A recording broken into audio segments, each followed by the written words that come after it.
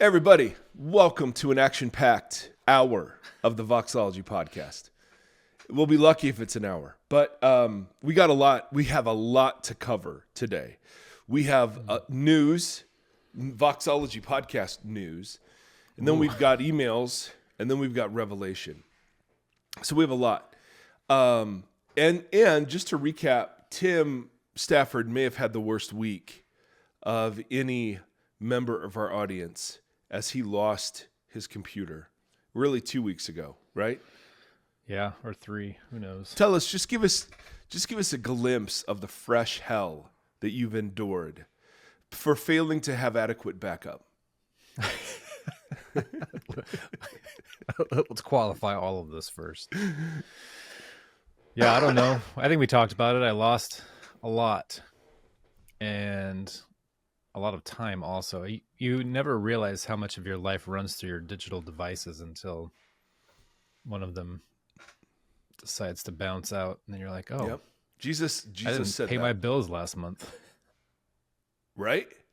Yeah. So, thank you for that deep exploration of how miserable it was. I've gotten to enjoy some of the depths of this. This was absolutely awful, and so, Tim, congratulations. You have earned a 1-hour backup security seminar from our mutual friend. So, That's right. Congratulations for that.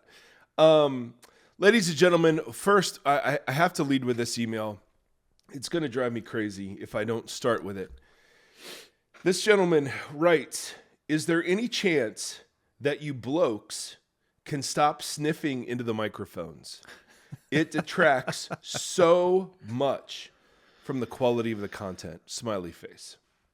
Yes, I'm praying for sanctification in this area. So, and so, just to emphasize, he put so with 1, 2, 3, 4, 5, 6, 7, 8, 9 O's. That's a lot.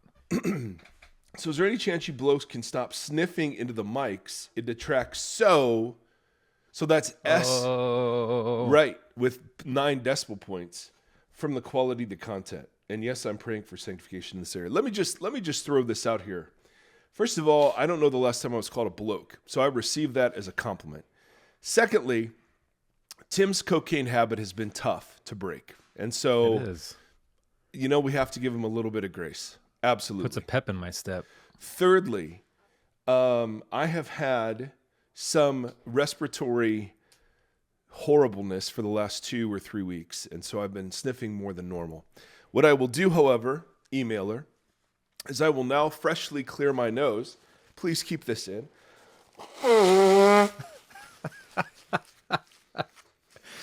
So, no sniffs here. No sniffs here. Fifthly, I have been spending years cutting out sniffles and coughs and all that kind of stuff. But over the last 2 weeks or 3 weeks, I've been editing on a very small laptop. It makes it very difficult to catch all the little... So there's a real reason. Oh, there's a real there reason. is. Okay. Yep. Well, it's going to get better, ladies and gentlemen. Seth Erie has this wonderful new saying that he throws out. I don't know where he got it. But you'll ask him to do something, and he'll say, first of all, no. Secondly, yes. And then he'll proceed. I love and respect that. Yeah. First of all, I'm not doing this because you asked me to do it. Yes. And then second of all, I'm doing it because I chose to Correct. do it. Just so that we're clear. So, Tim, well done on the sniffling. I'm sorry it's gone by the wayside. We have had technical issues, even though I've That's made right. This light of episode will have music on it again and all sorts we haven't of had things. music. We're back. Oh, we are back. All right. Well, speaking of back, here thus begins the Voxology news segment. And please do not fast forward this. If you are skipping past the banter, please do not skip past this next section because Maybe too late. Should have led with that. Oh, that's true. That's true. Maybe on the episode we can just put in the notes, don't skip the banter. The first and biggest piece of news I've got is that Tim is releasing a new album, baby. And it's called Misfit Tribe, which sounds... That's the song. Oh, that's the song? Oh, Yeah, it's just sorry. a single today. The first single's out today. Today, ladies and gentlemen. So we're recording this on Friday. So by Monday, it'll have been out 4 days. And Correct. yeah. And it's called Misfit Tribe, which sounds like a Pearl Jam song, like to the core. How would you describe your musical style, Timothy? Tim does not know I was going to mention this, by the way. Tim does not. No, Self-promotion and Tim Stafford do not go very well together. it's true. It's So a thorn in my therapist and my wife's side. So I am promoting Tim Stafford's work on Spotify. Misfit Tribe. And Misfit Tribe. what's the style? What would you say the style is? It's coming out of years of playing kind of folky Americana stuff. This one's a bit poppier and more upbeat. Still has some of those acoustic elements to it, but Did that hurt you to make that? nope. Okay. I actually made it years ago. I've been sitting on them for a while. Well, that Waiting explains for my career to start, but now I'm like, well, All let's right. just put it all out. So this is a previous iteration of Tim that was poppy and upbeat. That's right. Okay, that's fair. This is That's totally fair. This wasn't quite my goth phase yet. Yeah. Perfect. All right, so that's first thing. First thing. The second thing is If everybody who listens to this podcast listens to the song twice, I will make 25 cents, please. which I will put directly back into the podcast. Aren't there farms in India that we can hire to just listen to it over and over and over again? Great question. If anybody knows, let me know. Or if they want to manage me and promote what I can't promote. Yeah, you're doing great, by the way. We also want to let you know we are a crowd-funded 501c3 nonprofit. And the reason we mention that now is because we do have some listeners who do tax planning and they do end-of-year gifts and all of those sorts of things. And we just are grateful for that. The last year, your giving and generosity and support. We don't do advertising. We don't do sponsors. We rely totally on your support. We're totally crowdfunded. So we have, in the last year, because of your generosity, we've added a YouTube channel. We did our first, it's called a non-friends instead of a conference. We're going to do another one. I'll talk about just a second. We've actually hired a woman named Lisa to help us manage Patreon and Tithely. She also administrated the non-friends, which was amazing. And we're able to now start remunerating some of our regular guests. And so thank you for all of that. That is such a gift. And if you do year-end stuff, we're right here. We're right here, ladies and Hello. gentlemen. Over here. Tithe.ly or patreon.com. And then speaking of the non-friends, this is the big news. We are doing another non-friends. And we call it non-friends because it's not a conference, but it's a That's gathering. because it's full of nonsense. It's a non-friends of nonsense, exactly. And we did one last year, and we had room for 19 people, and it was for Tim and I and Susie.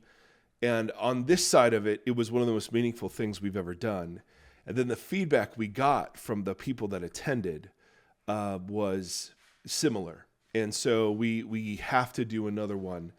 We've got a couple of changes, though. So first of all, the non-friends this year, like last year, is for people who are ministry or ministry adjacent vocationally. And there's a reason for that. Now, we're thinking about doing something for people who aren't in, quote, vocational ministry, and we'll get to that in a second. But for those of you who are, it could be a parachurch ministry, it can be a church staff position, it can be just you're dealing in a professional way with Christian things. This is for you. If you came last time, this is not for you. We love you. We adore you. We want to know how you're doing. But we want new people to come to this one. It is April 30th, May 1st, and May 2nd in Nashville, Tennessee. It's going to be at Journey Church, which is in Brentwood. You are responsible for getting there. And then we have a pay structure where you can pay whatever you can pay. So for some of you, you have budgets for events like this, and it's not a huge deal to be able to swing, $500 or $600 cost. For others of you, $50 is about all you can manage, and we have some very generous folks who will cover the rest of that. But we're not even going to worry about cost or price at this point. We just want to know if you're interested. The theme this year is going to be power in weakness. We're going to mail you Gombas's book. We're going to have you do some work ahead of time. We're going to have a spiritual director, a therapist, myself, Stafford, Gombas, Susie, and we're going to process. Last conference was really focused on, for those of us at the end of our pastoral rope, how do we engage as humans in vocational ministry without losing our humanity?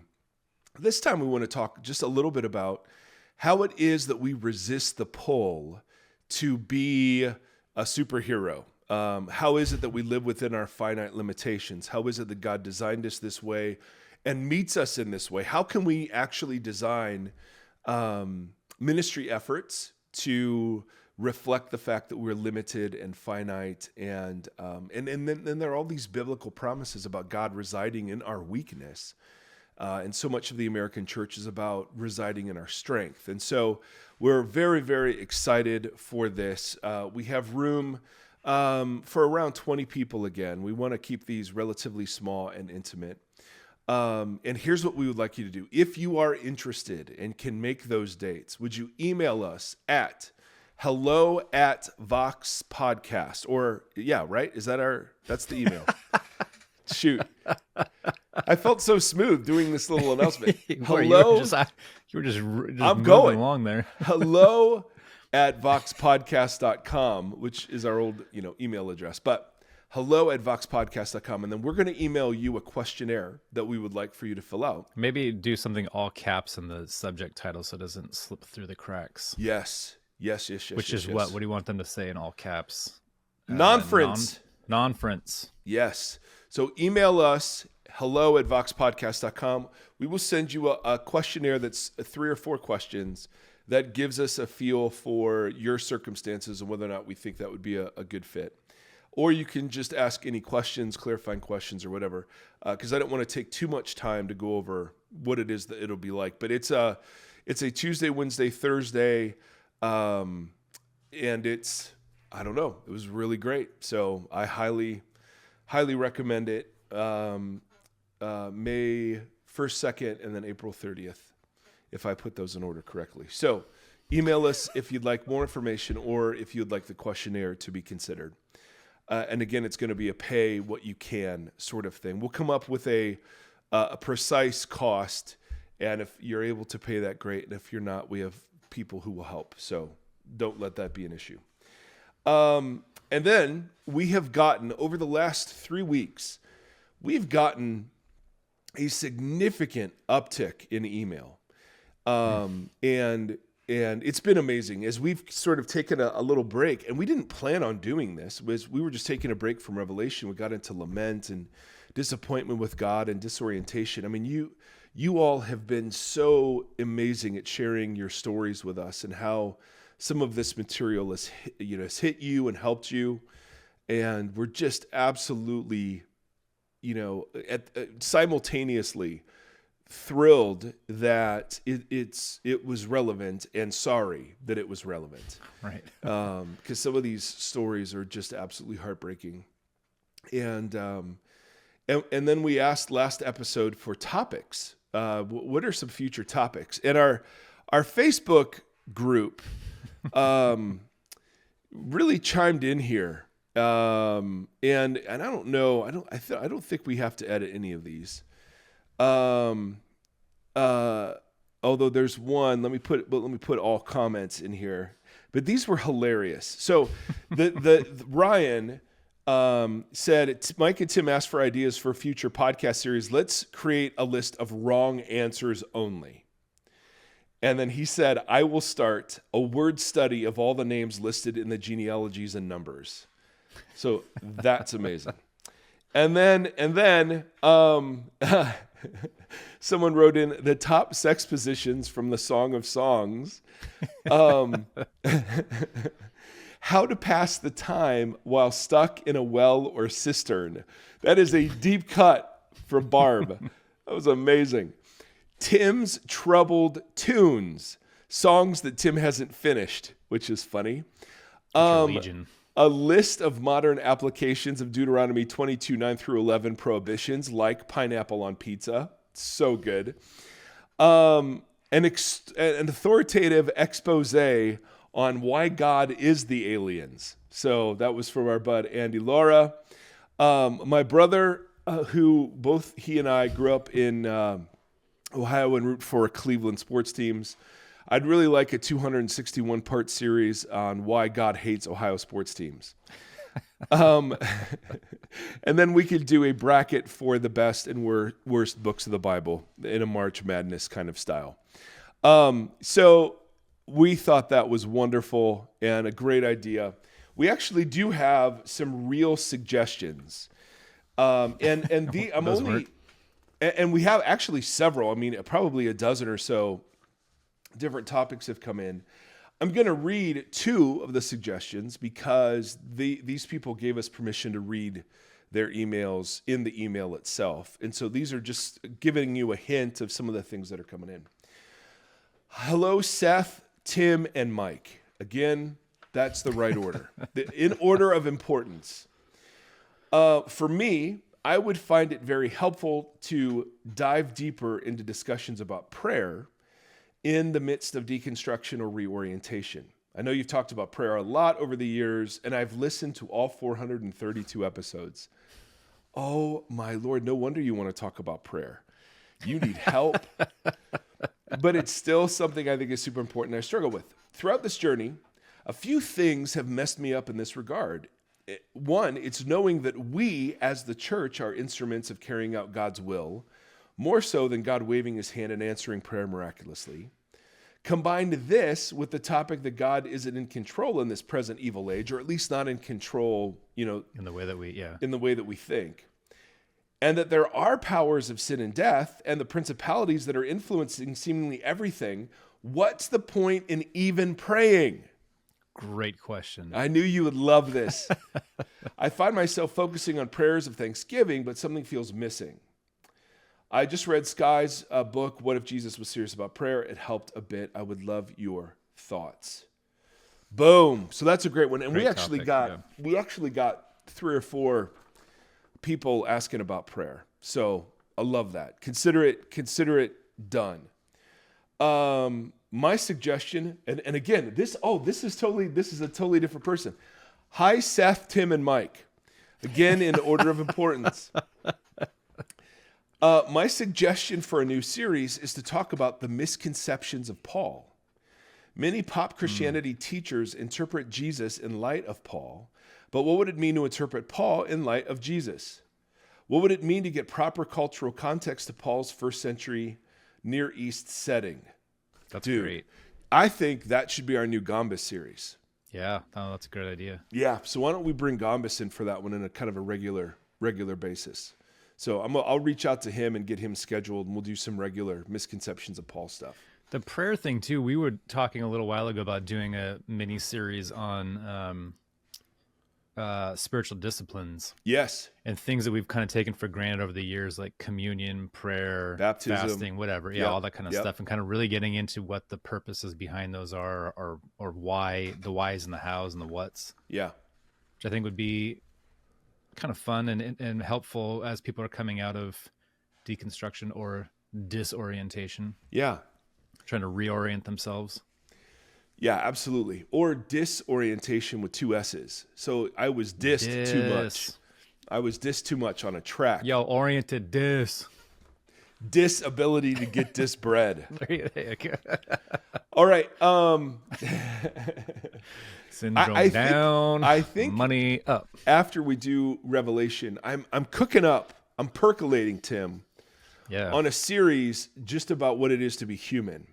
Yeah. And like to be limited, to be finite, and like prayer comes into that, mental health comes into that. So I think I want to do some stuff maybe out of Genesis 1 and 2 on what it is to be human, and then expand that into how it is that Christianity, at least the way I inherited it, and ministry, the way I inherited it, is dehumanizing. Yeah. I think there's a lot there to talk about. So I think prayer fits in there because part of what praying is forcing us to ask for help.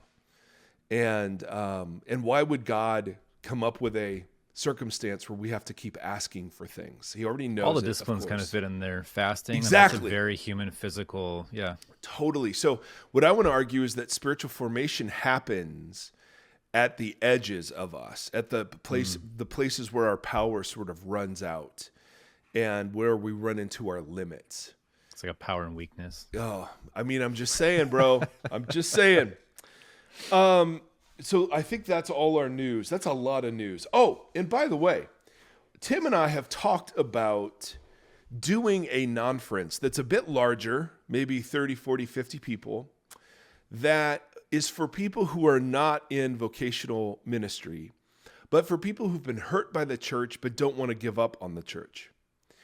And so it will be a bit different than what we've done before, but we didn't know if there would be a lot of interest in something like that.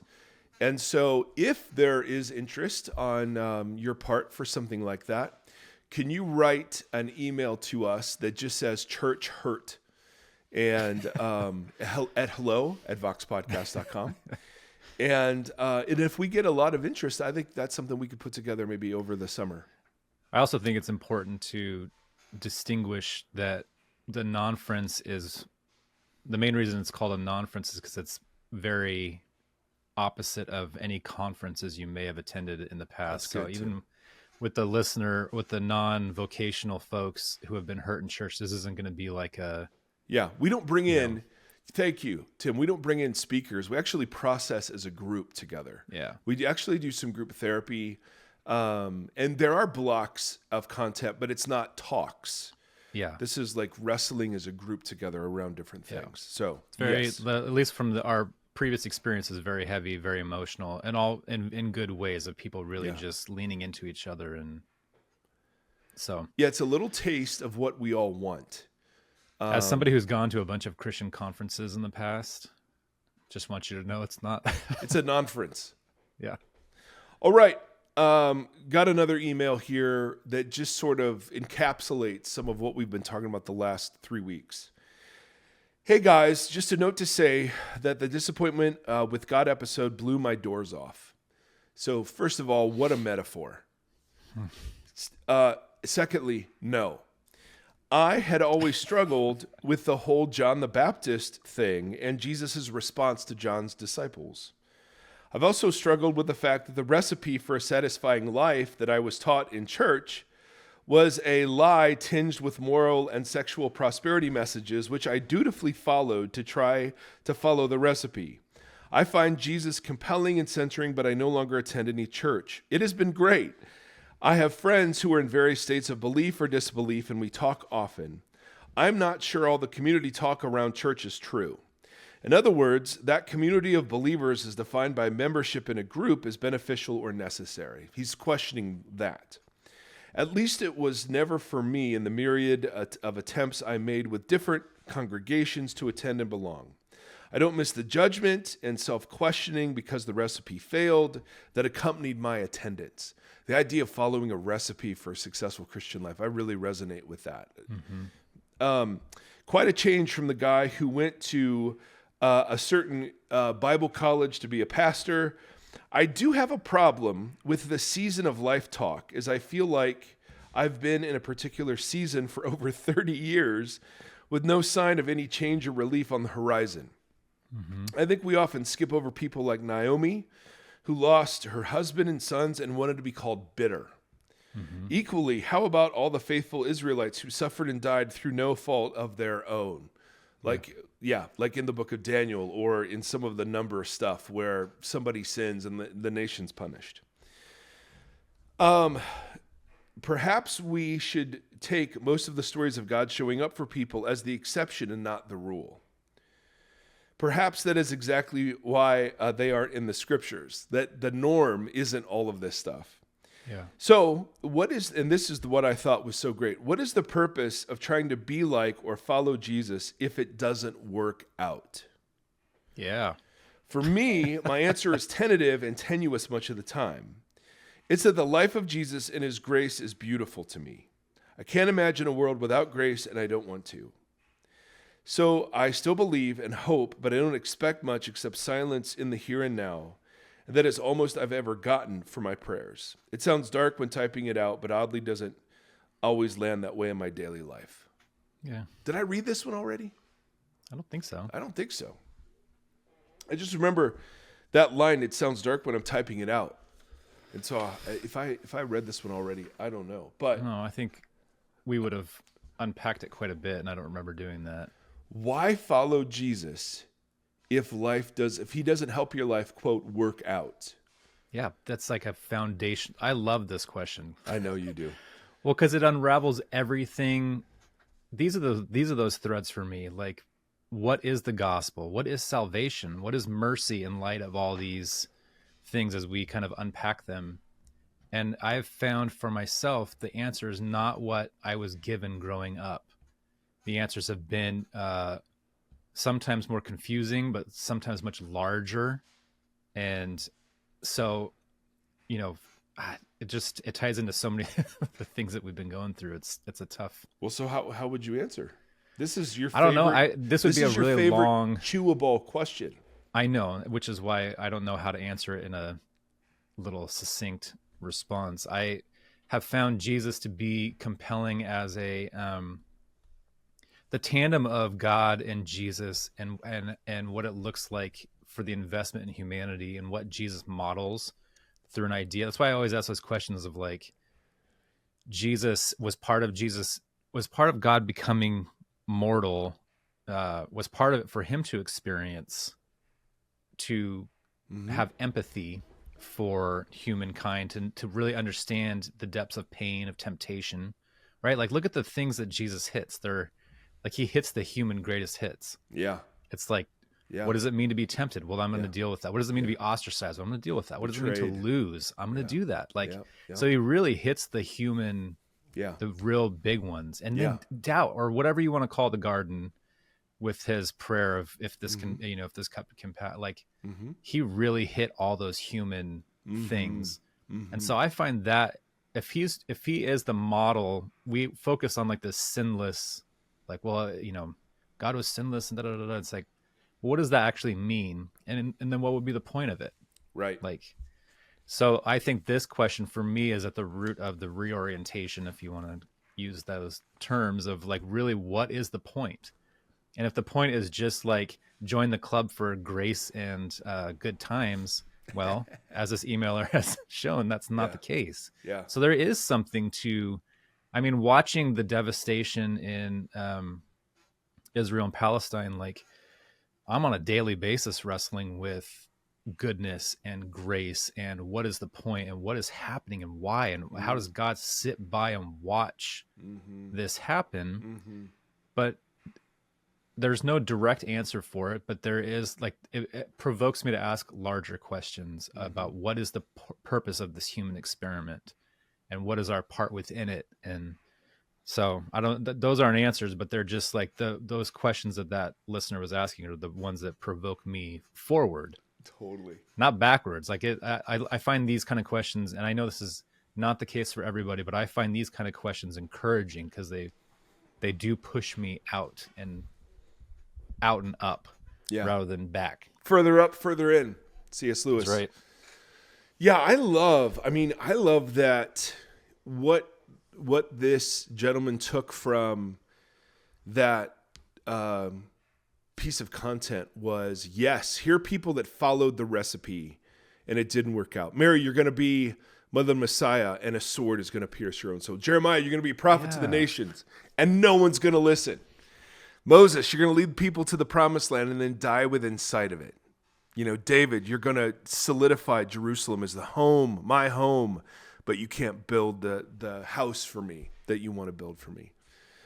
And they followed the blueprint. They followed the recipe, and it just didn't work out. So why follow Jesus? That is absolutely brilliant. And I think his answer, I mean, I love that he says it's tentative and tenuous, but it's been there for 30 years. And that is, you know, as Rachel Held Evans said, this is the story I'm willing to be wrong about. Yeah, that was a big one for me. Yeah. Yeah. This is the story I want to be true. Yeah. And I'm unashamedly wanting this to be true. No question. I also think it's true for other reasons, but my hope for its truthfulness outweighs dramatically my certainty that it's true. Right. You know what I mean? Yep. So, yeah, I find Jesus compelling, but I find that the arc of the biblical story captures all the stories of all the civilizations everywhere. Yeah. And there are other great stories that capture all the stories of everyone everywhere. But this one just has relevance and resonance with me. The creation, fall, redemption, restoration sort of arc just is like, yep. It's just so fascinating, like the things you just listed, that we ended up with a prosperity gospel out of that. Totally. And that's You know what I mean? his Like, point. it's Like, just- when have you ever held up like Naomi as biblical womanhood? Yeah. Right? Right? Who'd be another great scoundrel for biblical masculinity? You know, I mean, maybe Jacob. You know, it's like, and he's right. And even in the Hall of Faith, right? The Hebrews 11 is this very famous, it's called the Hall of Faith because the writer keeps going, by faith, so-and-so did this, and by faith, so-and-so did that. And then there's, at the end of that chapter, there's just listed like nameless others who died by the sword or were persecuted or martyred who we've never, ever heard about. And it didn't work out, quote unquote, for them. So does following Jesus work out? Well, if by work out we mean what Americans mean by work out, then no. No. And we're actually preaching a false gospel when we make promises that the hole in your heart will be filled, that your afflictions will be cured, that your bank account will be restored. Jesus, I don't have any issue with Jesus healing and blessing people, but to make that the basis of belief just leads directly into recipe making, and recipe making leads directly into disappointment with God. There's something wrong with me, or there's something wrong with God, and that's just, neither one of those is true. So, well said, emailer. I think following Jesus works out, but it works out in a far different, and I think ultimately more beautiful way. It's like my son Seth working out. If you would have said, hey, let's have a kid with Down syndrome, and let's say that, we were talking to a family last night. Seth had a choir concert. We broadcast this a little bit on Instagram, and he was looking very handsome. If you haven't seen that, you should go check it out, because Seth, I don't know, he clicked into something on that video in particular where he like all of a sudden was a teenager, and like, you know what I mean? Like, it was hilarious. He's a very teenager. diplomatic, and Yes, and then he starts praying, and he's got. but he's praying like he had like these motions within this. Time where Totally, he was like, totally, dude, totally. That poor kid has watched too many videos of his dad. That's the thing. But like, you know what? And we were talking to a parent, a dad who has a little girl with Down syndrome, and you're like, that day, whenever you find out, the dream you had for your family dies. Whatever working out means for your family, like your kids are all going to college, they're all going to be self-sufficient, they're going to have families, you're going to get grandbabies, right? But what comes in its place is harder, more painful, and more beautiful than what working out would have meant without Seth. yeah. You know what I mean? So it deepens and broadens, and I think you're right. I think that's a great example for that. And then plus too, like when we were talking about the powers and principalities stuff with Gombus, and I asked him if it was like the Joker from The Dark Knight, you know, when Alfred gives that speech to Bruce about how some people, they don't want anything, they just want to see the world burn. Yeah. Like these agents of chaos. And when I think about that, it's like we're the people that are supposed to be going into the burning woods, like Right. with joy and hope. grace and mercy and hope. Yeah. Yeah. And So the idea of this, like everything's going to work out or everything's going to work out when the person we're modeling after had a Right. pretty rough ending. Like Totally. but if there are agents of chaos out there that are trying to disrupt that system, Yeah. I don't know. I mean, Yeah. it makes a lot of sense that this is not a red bow. Well, narrative. and that's why deconstruction can't be spoken of as purely a negative phenomena. Absolutely. Because that needs destroyed. That's an idol. That gospel is wrong. That needs destroyed, and something else needs to be put in its place. Yeah. Life working out is not the reason you follow Jesus. It's not. Jesus makes life harder in some ways. Be a great non-friends focus. He is a disruptive presence, and he's knocking around your life, and it's not comfortable, and it's not fun, and you're never finished, and it's still the best way to be human in my estimation. But it's certainly... We talked about that meme that was going around last week or 2 weeks ago that was like the don't sit at the tables that Jesus flipped over. Oh, dude, I'm that guy. I'm absolutely that guy. Because there's a part of me that wants all the religious establishment and respectability. Oh man, we talk about that in therapy all the time. Like and that's some of that is that orientation phase to a certain extent of like just I miss being in a church and singing those songs that I can't sing anymore and hearing and feeling inspired and feeling joy and the zeal and all this kind of stuff and walking out feeling like a little bit, like you're a little high or something off of it. And that is not I'm not there anymore. And I don't want to demonize that, but I don't know. It's really hard. Yeah. It's a difficult place to try to parse through when those are how all the institutions kind of operate. Totally. But the key is, and this is reorientation, is blessing people who are in orientation, who find great solace and comfort. And hallelujah, man, there were times in my life when I needed it that straightforward. I needed it clear cut. I needed simple 30-second answers. And hallelujah, I remember I was in a philosophy program in California with J.P. Moreland, who was, world-class philosopher. And we were walking like out of class, and he was talking about something, and he gave a really simplistic answer to a question. I said, man, it seems like there should be more there, And he said, well, I used to think there was, but I actually think like there is a simplicity on the other side of complexity that's really beautiful. And on the other side of deep thought, there is a simplicity.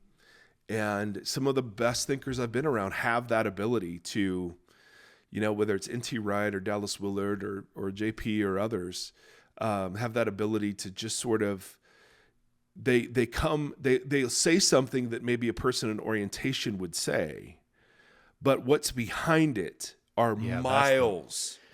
That's the difference, I think. Yes. Yes. If you have a group of pastors who are leading churches that make room for people in orientation, but those answers and the purpose of the gathering is more rooted in the reorientation phase.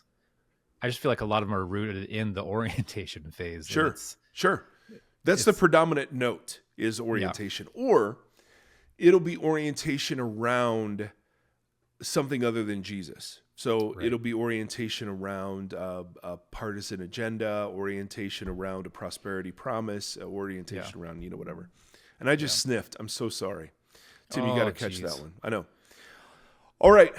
I know my kids tell me I affirm them too much, which if I'm going to be accused of something, I guess I'll take that. But I sincerely, I don't know how to thank you who are listening enough for the gift of this whole thing. I meet people in the most random places who, there have been a couple of times when I've just been talking and someone will recognize the voice. I was just at a conference and nerd ministry conference in Austin, And there are a couple people who just come up and who listen. There was somebody in our church who's like older relative got them turned on to the podcast or whatever. I mean, it's just amazing. It's surprising and it's amazing. And thank you for the great privilege. We are not entitled to this. We do not take this for granted. I am shocked. We are continually blessed by this. Yes. I just have to say thank you. And so I really do. I don't know how to express it beyond words, more than words. But in all sincerity, I mean, this is incredible stuff. So we're just so honored. Let's turn. We have a interview next episode with John Mark Comer. And so we'll be talking about spiritual formation and practicing the way of Jesus. But before we get to practicing the way of Jesus, let's talk about revelation in the way of Jesus. So here's how revelation ends. All right. Excuse me. Spoiler. We've got, it ends. We win. Depends on who we is. So revelation ends with new creation. But to get to new creation, we have 2 battle scenes and 2 judgment scenes. And so we have a first battle scene, a battle scene, and then a judgment scene, and then a battle scene, and then a judgment scene, and then new creation. And so, starting all the way back, we've talked about this as an apocalyptic, prophetic epistle that would have made sense to its original audience. Lampstands are churches. The lamb, the slain lamb is the Lion of Judah, is the predominant image of Jesus, and that's the revelation. That is the revelation, that God conquers this way. Beasts are nations. Dragon seems to be some sort of spiritual being. Babylon is this cyclical reincarnation of civilization opposed to God. The day of the Lord is God's response cyclically to the Babylons of the world. And so we've looked at the 7, the 3 7 cycles that end with each the day of the Lord. And we've talked about how the Babylon to them would have been Rome, and how Rome gets called out by name. A woman sitting on 7 hills would have, that's as obvious a clue as if I would have said, hey, the country with the Statue of Liberty. You'd know exactly who that is. And now we're going to get the day of the Lord for the final time. So we've had the day of the Lord against that Babylon. In 17 and 18, we get the day of the Lord against that Babylon, right? The merchants are mourning. The provinces are mourning. The world is mourning the destruction of Babylon in Rome's instance. But now we get kind of the final battle. And so what I want to do is I want to read battle number 1, judgment number 1, battle number 2, judgment number 2, and that'll probably end us for today. But then there are 2 images of judgment that are present here that I want to then expand upon. One is the lake of fire, and one is being left outside the city. And so we're going to spend some time on both of those, not this episode, but the one after John Mark, just in time for Christmas. Happy baby Jesus. All right. So we have read this part of battle number 1 before. This is the Mark Driscoll, and he just was all over social media again quoting this, that Jesus came the first time meek and mild. Jesus is coming next time with a sword. And he came in mercy, and now he's coming in wrath. And Driscoll, of course, is yelling and scowling, and the man is so clearly damaged and psychotic in his interpretation of these readings. And I mean that with full awareness of those words. He just is not. He's just not okay. Yeah. There is something deeply, deeply wrong. And I have deeply wrong stuff too, so I'm not just casting stones. But when you hear him announcing this, the glee and the anger that radiates off of him, there's just something that's not good. And as we've argued, he totally is misunderstanding the images. He missed the lamb. Yep. So this is battle scene number 1. I saw heaven standing open, And there before me was a white horse.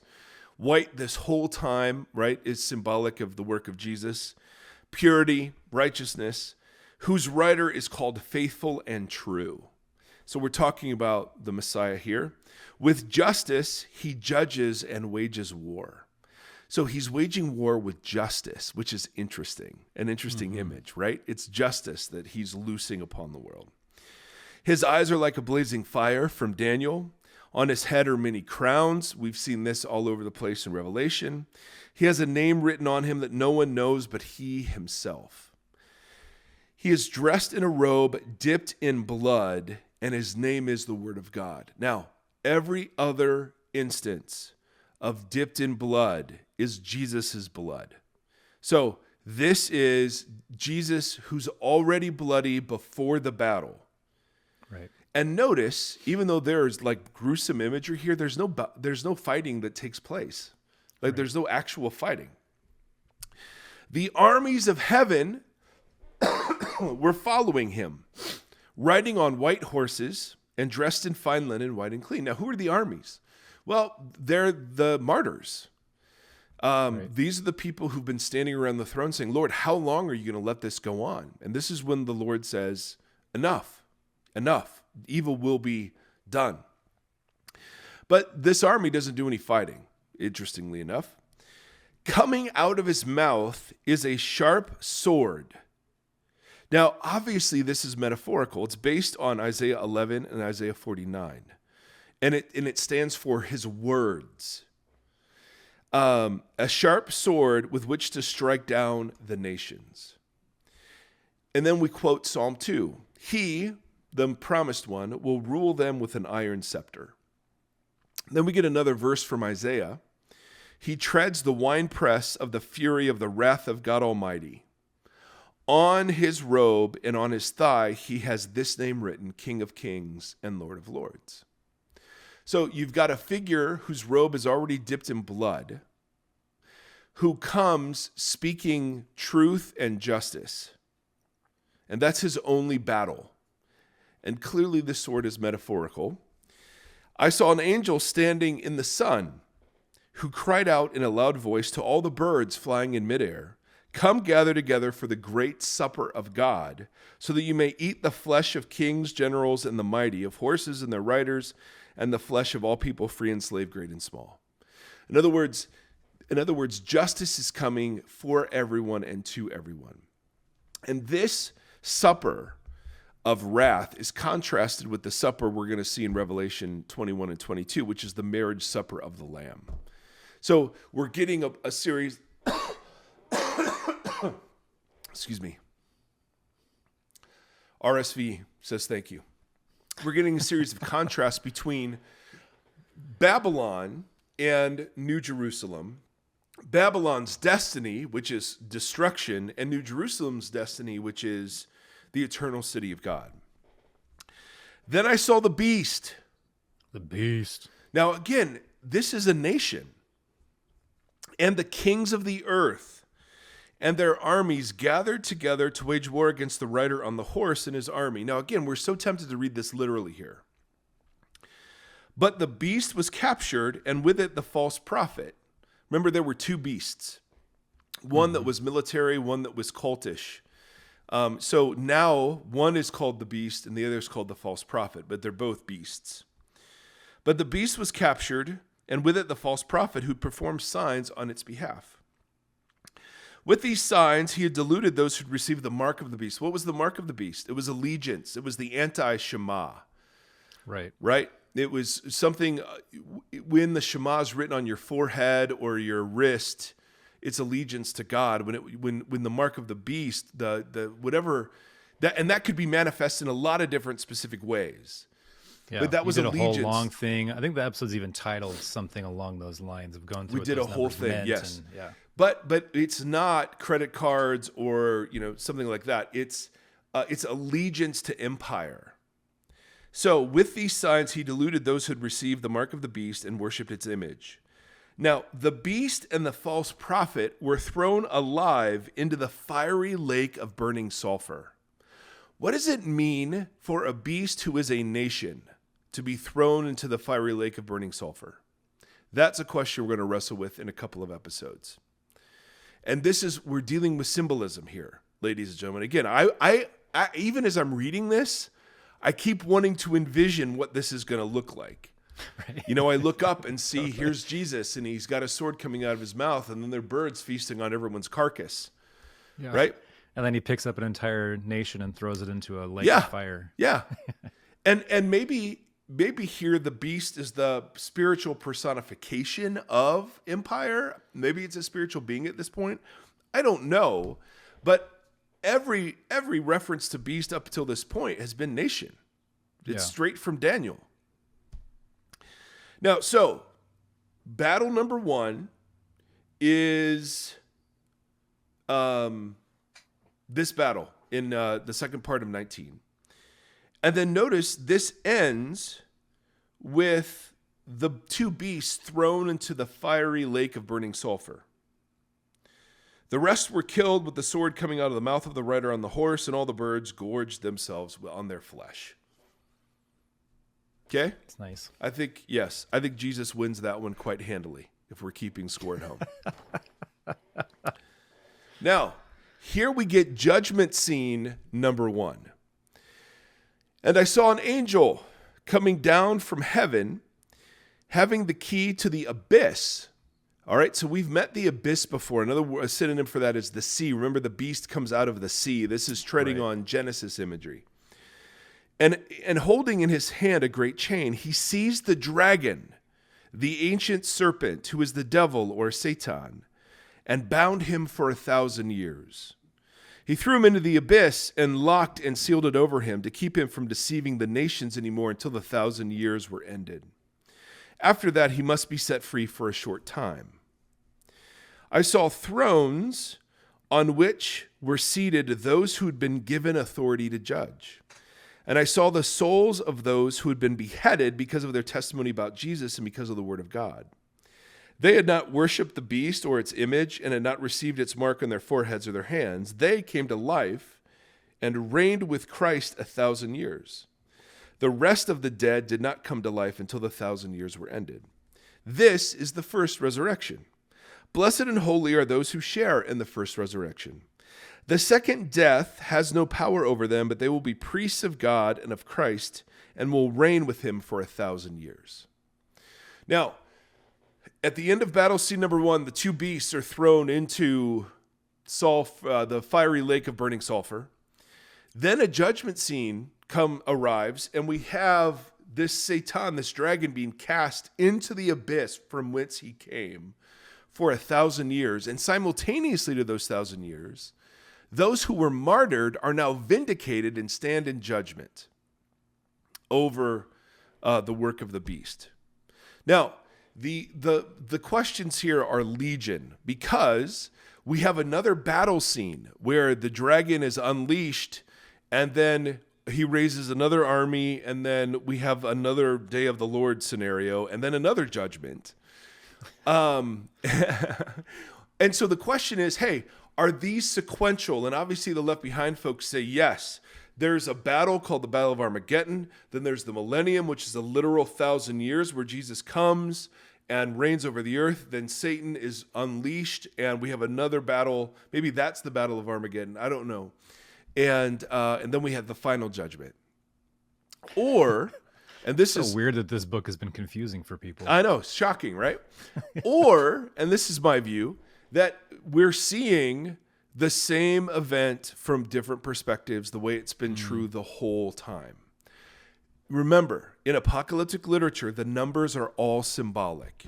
Right. So 3.5 years, 7, 12, 144,000, 1,000. These are all symbolic numbers. The amount of ink spilled over, 4 verses? 6 verses in the millennium. Blood. Theological systems split over these 6 verses. It is so, in my non-professional opinion, it is so ridiculous that I mean, you talk about missing the forest for the trees. Here are 6 verses that are clearly symbolic by their genre, like indications, and yet we're gonna literally just start arguing over this. It's absolutely insane to me. So whatever your view of the millennium is, whether it's amillennial, premillennial, postmillennial, or I just don't think it's about millennial.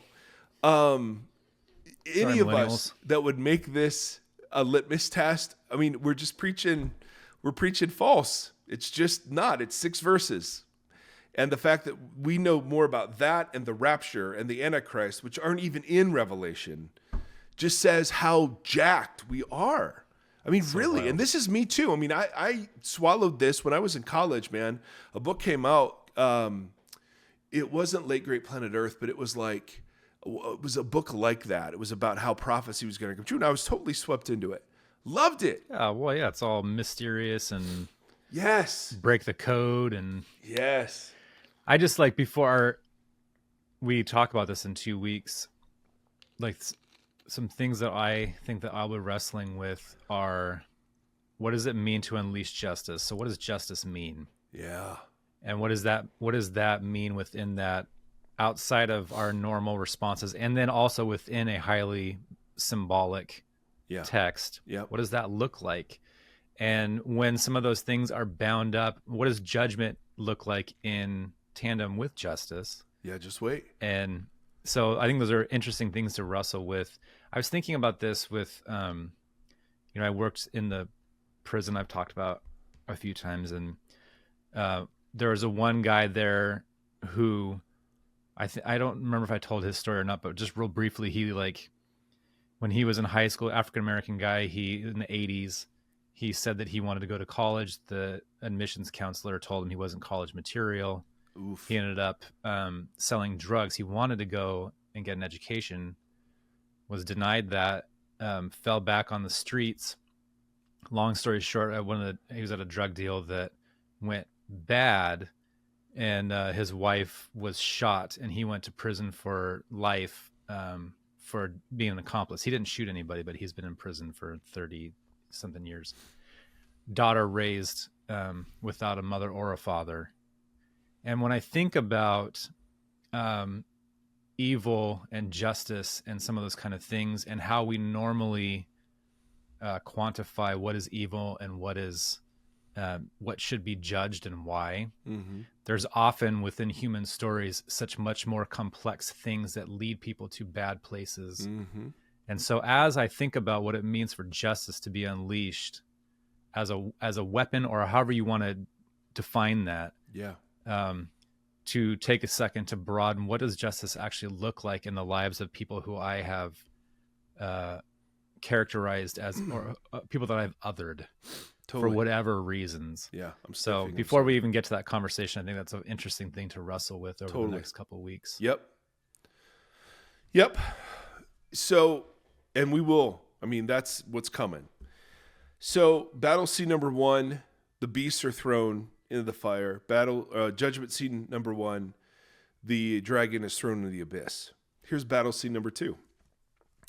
When the 1,000 years are over, Satan will be released from his prison, and he will go out to deceive the nations in the 4 corners of the earth, Gog and Magog. Now, again, seems like a bad idea, right? From Ezekiel. Yeah, it's interesting. If Jesus is reigning over the earth, who exactly is willing to follow this character? He gathers them for battle, and in number they are like the sand on the seashore. They march across the breadth of the earth and surround the camp of God's people, the city he loves. But fire came down from heaven and devoured them.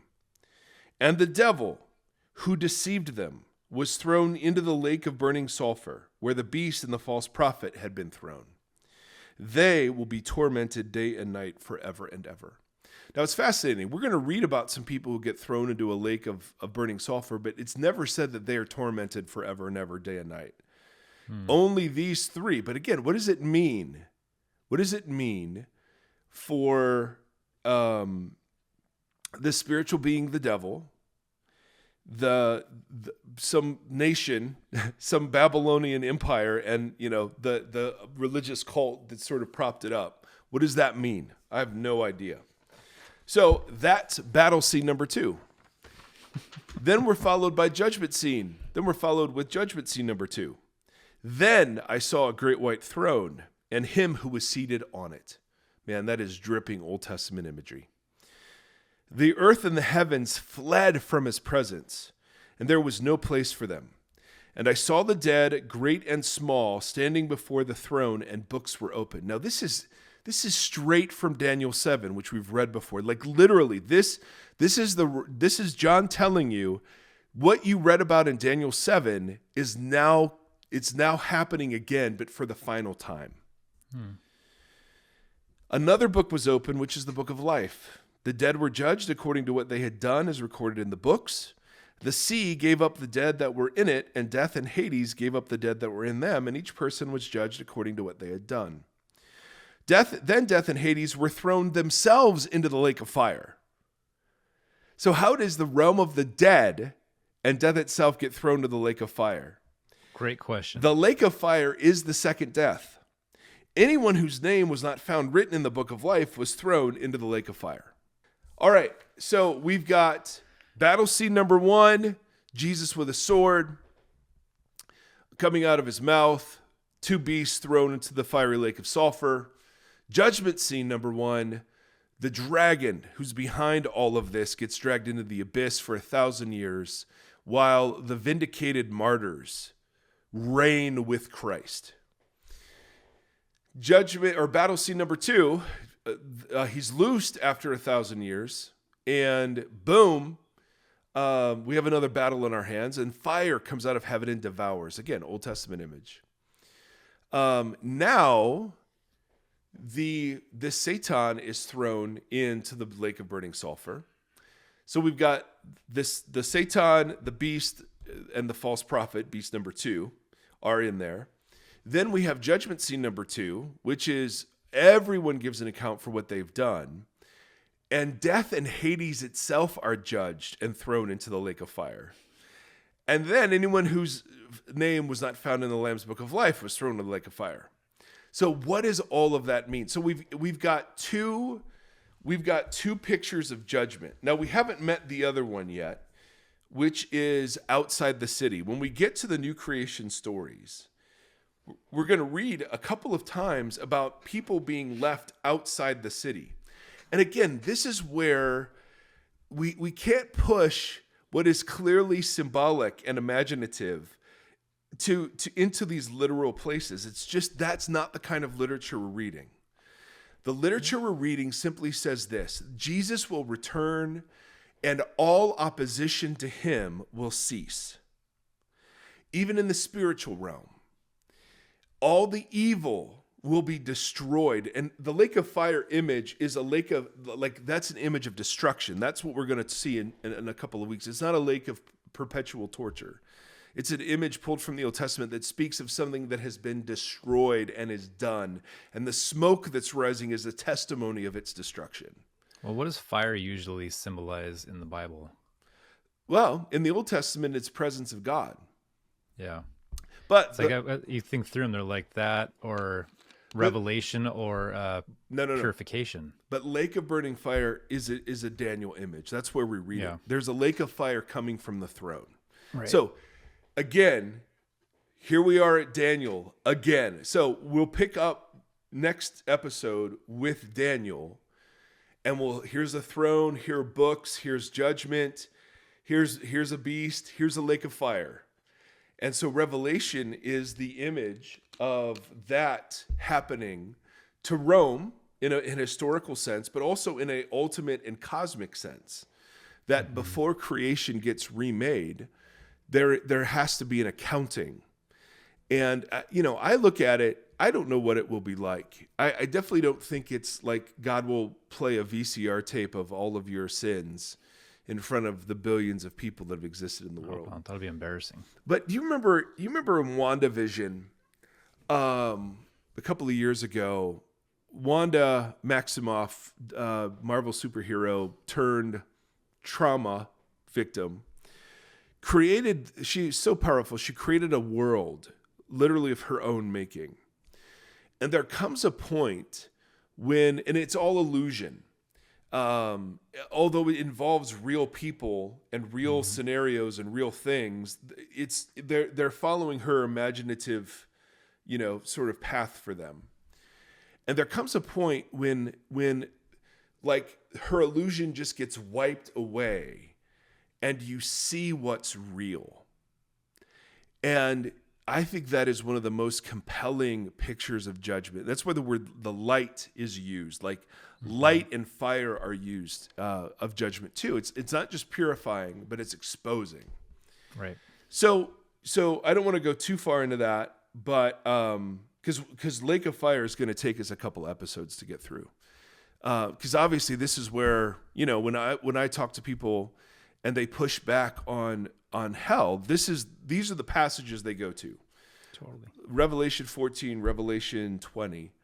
And they say, look, it's forever and ever, and it's torment, and it's day and night, and people go there. So, it's on you to explain that away. I just cannot hear the Meat Puppets song, or probably most people know it more from Nirvana Unplugged. The "Where do bad folks go when they die? They don't go to." You remember that song? No. They go to a lake of fire and fry. Oh, see him again till the 4th of July. Well, Tim, that just speaks to so much of why you are the way you are. and we absolutely love you. No, I've never heard that one. And you never listened to the Nirvana Unplugged record? Nope. You know what? I know you're going to hate me for this. I feel your judgment and scorn already. I didn't like Nirvana that much. I liked Pearl Jam. So if I had to pick, I liked Eddie Vedder over Kurt Cobain. I'm sorry. Smells Like Teen Spirit was a great song, and it really did kick off a movement, no question. And that their first album, Nevermind, was incredible. But I mean, I don't mean to speak blasphemy, but I never liked them live. Didn't ever wanted to see him in concert. Sorry, man. PJ. I know. PJ all day. This might be the last Vox podcast you ever hear us together. So Tim is... Pearl Jam was my favorite, but Nirvana is Nirvana. There's still a... Yeah, I'm not denying their genre-defining awesomeness. But their Unplugged was arguably the best Unplugged of all the Unplugs. I don't know, man. PJ's and Unplugged. Better than Pearl Jam's. PJ's Unplugged was pretty freaking awesome. State of Love and Trust, Unplugged. Come on, bro. Come on. I respect you. I mean, Tim, you're way more musical than I, and your musical catalog is much vaster, so I respect your opinion. Absolutely. But I'm not going to go out and listen to Nirvana Unplugged. Sorry, man. So on that sour note, ladies and gentlemen, thank you for tuning in. We had news, we had emails, we had revelation. God bless us, everyone. Hey, what's your least favorite Christmas song? Because I know what mine is. That's very hard to pick. Yeah, exactly. I couldn't pick. I could make you a list of songs I don't want to ever hear again. Okay. Are they the classics? Like here, I don't like Last Christmas I Gave You My Heart, but the very next day you gave it away. There aren't many songs that make me want to hit something with my car. Is that from the movie? Is that from? Isn't that George Michael or Wham or something? What was that? Love Actually? Is that the song that they records in that movie? Never seen it. Don't stop. And then the other one is what was the Beatles one? Happy Christmas. Yes. The War Is Over. Yes. Barf Vader. Give me just a couple of. I know you hate the whole season. You hate the baby Jesus, but what? What are a couple that you just hate, Tim? That you hate? Oh man, I don't know. They keep playing. I'll tell you one I really like. I love the Run DMC song. Okay. Yeah. Oh boy. I've always liked Silent Night. That's solid. Or Go Tell It on the Mountain, or Oh Holy Night. Like I did a whole Wanderer episode on Oh Holy Night. Yes, you did. And that song will make me cry probably most times. It's just musically, it hits you. I like O Come Emmanuel. I like the longing of that. There's some songs something just came on the other day, and I was listening to it, and I was like, God, the theology of this is so so bad. And it was like a church Christmas staple. Santa Claus is coming to town. Exactly. Frosty the Snowman. What was it? I don't remember. Yeah, I can't remember. I was reading the captions as it was playing, and I was like, this is not. Yeah.